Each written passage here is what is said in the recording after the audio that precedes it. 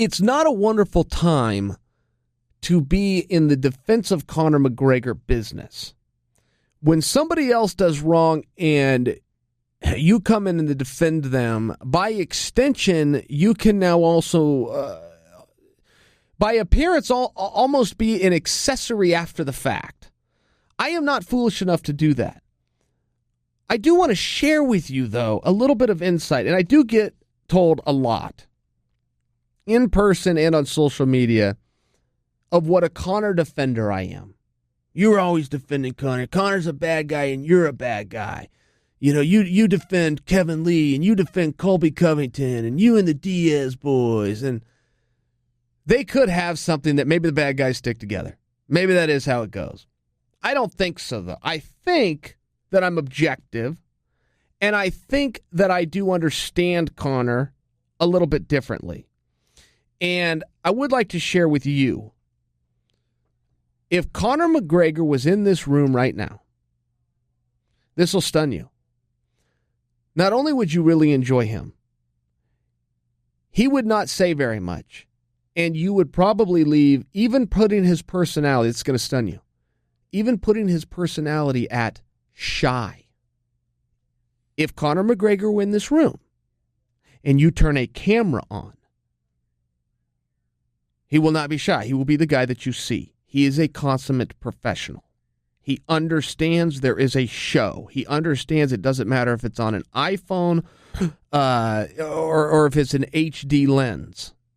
It all gets out, and this is who I am when the camera's on. Now, the only reason I offer you that, the only reason I offer the audience that, the talk that Conor wanted Khabib, right? And the talk that he was willing to use weapons and foreign objects to attack and harm Khabib, in my mind, is just not true. He knew exactly where he was coming. The people that he alerted was his own media crew. So he didn't have to sit everybody down in the room and go, okay, here's the plan. He could just say to them, hey, I'm coming to the building, I'm bringing some guys and make sure you let us in. They're smart enough to do the math in their own head of make sure you have the cameras rolling. So he knew exactly when the cameras are on and where they were going to be and how this was going to go. He knew exactly that I'm not going to confront Khabib face-to-face, because that is bad. Khabib's got to fight tomorrow night. I don't need to start a big gang riot here. But if he does go get into a 2,000-pound metal bus, and I can go ballistic, and the cameras are rolling, I'm going to have something here. I'm being a little more sophisticated as I lay that out for you right now, as I Monday morning quarterback this thing, than Conor got. But I'm on the right track to what he thought.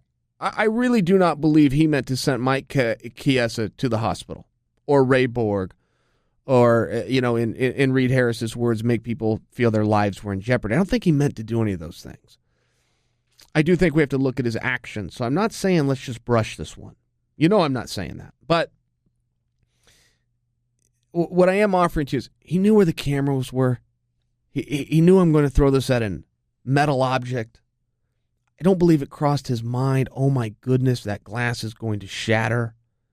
I don't think he thought it through far enough to people are on the inside that aren't in on my little gag here.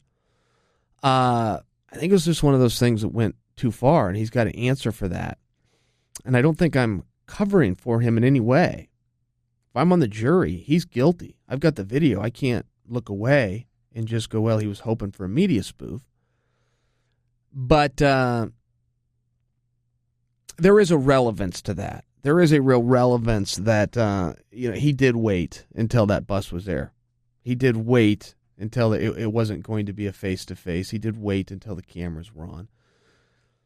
What do you want to do with that?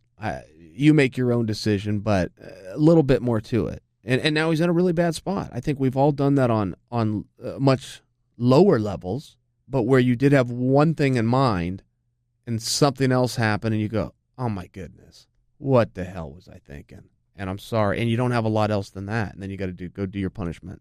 Kind of the spot that he's in. Am I wrong on that? Am I being weak? Am I being soft? I don't want to be soft. But I think that that's a fair analysis, at least to his mindset, not to the way the law will look at it, and not the fact that Michael Chiesa or anybody else in there needs to forgive him, and not that I'm forgiving him or offering and asking you to forgive him. I just think it's a fair look into his mind. But you tell me, am I being weak? I don't want to be weak. I want to be fair.